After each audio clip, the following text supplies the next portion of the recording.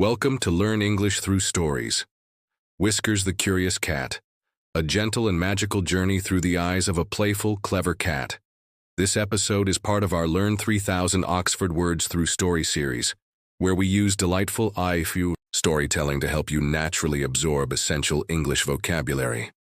In this video, you'll meet Whiskers, a gray cat with white paws and spring green eyes. His world is full of drawers to open, shelves to climb, and mysteries to explore. You'll learn words like curious, drawer, climb, alert, and many more, all from the Oxford 3000 list. The video includes a full animated story with English subtitles, vocabulary highlights with pronunciation, a quick quiz to test what you've learned, a summary of Whiskers' gentle adventures. Don't forget, if this video helps you, please like, subscribe, and share to support the channel. Let's make English fun together. Whiskers the Curious Cat, a tale of discovery. In a quiet town surrounded by green hills and flower gardens, lived a cat named Whiskers. He was not a normal cat. He was a cat full of energy, full of questions, and full of mischief. Whiskers lived with Mr. Benson, a retired librarian who loved silence, books, and tea. But his house had not been quiet since the day he brought Whiskers home from the animal shelter. Whiskers was gray with white paws. His eyes were green like spring leaves. He was clever, sneaky, and always in motion. He climbed bookshelves, opened drawers with his paws, and knocked things off tables for fun. But he wasn't trying to be naughty. He was just curious. Every morning, the day began with an alarm. A loud, annoying, buzzing alarm clock that sat on the nightstand beside Mr. Benson's bed. That sound filled the small house like a siren. Mr. Benson hated it. Whiskers loved it. He would sit beside it and wait for the sound to begin.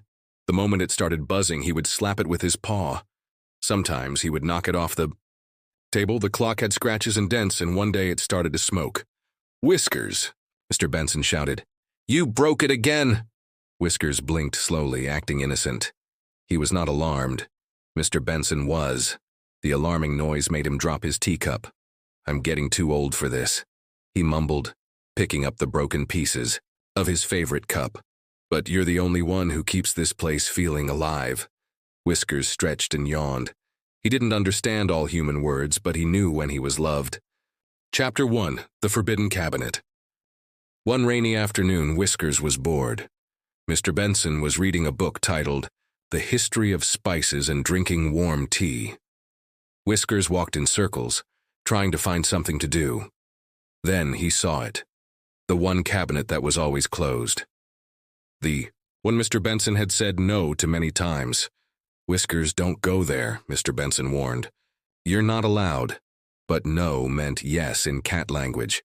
So of course Whiskers waited until Mr. Benson was snoring in his chair. Then he jumped. Click. The cabinet door opened. Inside were glass bottles filled with strange-smelling liquids. They had labels like vodka, whiskey, and brandy. Whiskers sniffed one bottle. It made his nose twitch. He sneezed. The smell was strong and sharp. Mr. Benson woke with a start. "Whiskers, that's alcohol. Stay away." But it was too late. Whiskers had knocked over a bottle of rum. The room, filled with the sharp smell of alcohol. Mr. Benson groaned. "You're going to turn into an alcoholic cat if you keep this up." Whiskers licked his paw as if to say, "That stuff tastes terrible." Mr. Benson cleaned up the mess. "You know, some cats chase mice, you chase danger." Chapter 2. A Cat on a Mission. One day, Whiskers noticed something strange outside the window. A black van had parked near the garden. Two men stepped out. They wore dark glasses and suits. Whiskers watched carefully. He didn't trust them. Later that night, Whiskers sneaked out through the kitchen window. He followed the smell of chemicals and fast food to the black van. Inside, the men were looking at blueprints and whispering. "We'll grab the town's museum diamond at midnight," one said. Whiskers was shocked. He didn't know much about human treasure, but he knew stealing was wrong. He raced back home and jumped on Mr. Benson's chest. "What is it, Whiskers?" The old man groaned. Whiskers meowed loudly and pulled on his sleeve. Mr. Benson followed. Annoyed but curious. When he saw the van and the two men holding tools, he gasped. "We have to call the police." The police came and arrested the men. Whiskers sat proudly on the porch like a hero. "You saved the diamond, Whiskers," said Officer Lyle. "You're the town's smartest cat," Mr. Benson beamed. "He's more than smart, he's family." Chapter 3, the Town Hall Speech. Whiskers became famous. The mayor invited Mr. Benson and Whiskers to the town hall. "He's not just a pet," Mr. Benson said during his speech. "He's a friend, a protector, and a reminder that curiosity isn't always a bad thing." The crowd cheered. People held up signs, "Go Whiskers" and "Possum Hero." Someone even asked if Whiskers could run for mayor. That night, Whiskers got a medal and a tuna cake. "You're finally using your powers for good, Mr. Benson E." whispered, scratching his ear. Chapter 4, the Visitor. Months passed. Whiskers grew a little fatter and lazier. Life was calm again. Then one morning there was a knock on the door. A woman stood outside. Her name was Dr. Lin, a scientist from the university. "We've been studying animal intelligence," she said. "We believe Whiskers might be part of a rare breed known as felis intelligence." Mr. Benson laughed. "He's just a smart troublemaker." "No," Dr. Lin insisted. "His brain scans show advanced problem-solving skills. We'd like to study him. Don't worry, we'll take good care of him." Whiskers didn't like her tone. Mr. Benson thought for a moment. "Whiskers, do you want to go with her?" Whiskers looked at her, then at Mr. Benson. He jumped on his lap and curled up. "I think that's a no," Mr. Benson said. "I understand," Dr. Lin nodded. "But if you change your mind, call me." Whiskers squinted at her. He didn't trust scientists with cold hands. Chapter 5, the Neighborhood Cats. Whiskers wasn't the only cat in town. There were others, Tabby, Shadow, and Biscuit. Most cats ignored humans, but after hearing about Whiskers, they grew curious too. One day they came to visit. "You're famous," Tabby said. "Do you have secrets?" Shadow asked. Whiskers flicked his tail. "I just follow my nose." "You should teach us," said Biscuit. So Whiskers formed the Allied Cat Network, ACN. They met once a week behind the bakery. Their goal? To learn more about the human world without being caught or blamed for broken vases.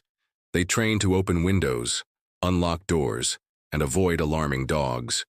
They even learned how to knock over glasses of alcohol without drinking them. "Stay sharp," Whiskers warned. "Humans like control. They don't always allow surprises." Chapter 6, Trouble at the Vet. One Saturday, Mr. Benson placed Whiskers in the carrier. "We have to go to the vet," he said. Whiskers hated the vet. The smell of cleaning spray and fear filled the building. Dogs barked, cats meowed from cages. When they arrived, Whiskers saw something alarming. A nurse was holding a long, sharp needle. "Time for your shots," she smiled. Whiskers alarmed everyone by leaping out of his carrier, running across the counter, and knocking over a tray of tools. Chaos. Mr. Benson sighed. "He's alive. All right."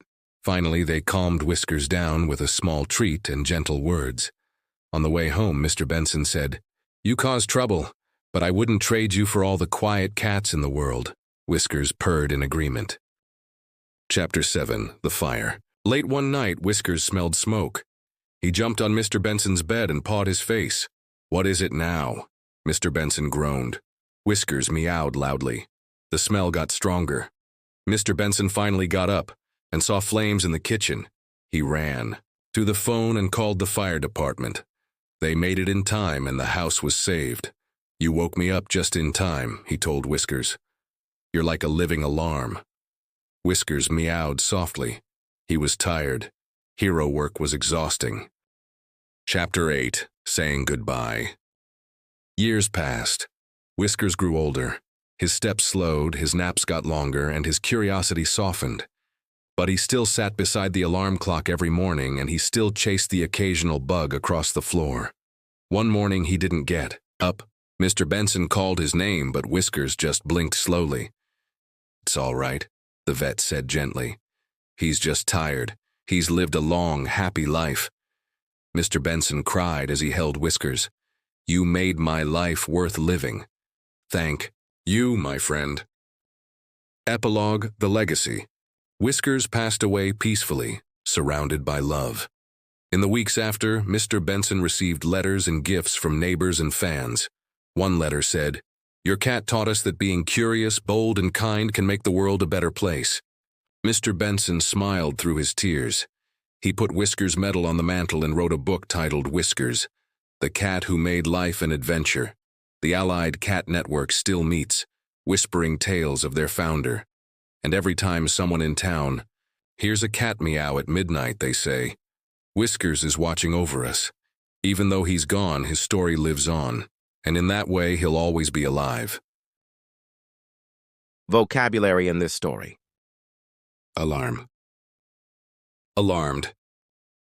Alarming. Alcohol. Alcoholic. Alive. All. Right. Allied. Allow. If you like this video, please like, subscribe, and share so everyone can learn together. Thank you.